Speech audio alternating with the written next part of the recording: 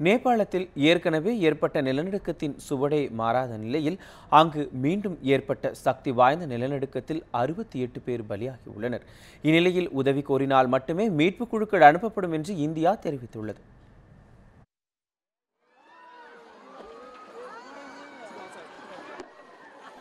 நேபாளத்தில் கடந்த 25ஆம் தேதி ஏற்பட்ட சக்தி வாய்ந்த நிலநடுக்கத்தில் உயிரிழந்தவர்களின் எண்ணிக்கை 8200 தாண்டியது. பெரும் சேதத்தை விளைவித்த இந்த நிலநடுக்கத்திலிருந்து நேபாளம் இன்னும் மீளாத நிலையில் நேற்று மீண்டும் சக்தி வாய்ந்த நிலநடுக்கம் ஏற்பட்டது. ரிக்டரில் 7.4 பதிவான சக்தி வாய்ந்த நிலநடுக்கத்தால் தலைநகர் காத்மாண்டுவில் ஏற்கனவே தப்பி பிழைத்த கட்டடங்கள் இடிந்து விழுந்தன.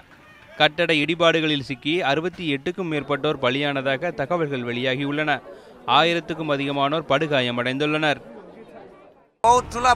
நாங்கள் அனைவரும் மிகுந்த அச்சத்தோடு வீடுகளை விட்டு வெளியேறிவிட்டோம். ஏனெனில் இது சக்தி வாய்ந்த நிலநடுக்கமாக தெரிந்தது.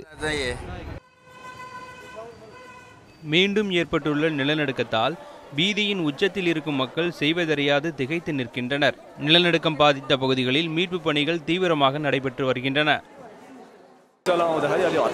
சிறுவர் அழுது கொண்டே அங்கும் இங்கும் ஓடிக்கொண்டிருக்கிறார்கள். அவர்கள் பயந்து போயுள்ளனர். மக்கள் தற்போது இயல்பு நிலைக்கு வந்துவிட்டார்கள்.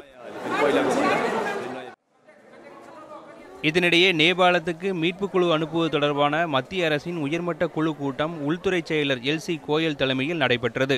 தேசிய பேரிடர் மேலாண்மை அதிகாரிகள் கலந்து கொண்ட இந்த கூட்டத்தில் நேபாள அரசு கேட்டுக்கொண்டால் மட்டுமே இந்தியா மீட்புக் குழுவை அனுப்புவது குறித்து முடிவு எடுக்கப்பட்டுள்ளதாக தகவல்கள் வெளியாகியுள்ளன.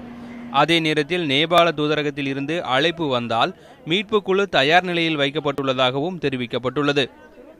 செய்திப்பிரிவு News7 தமிழ்.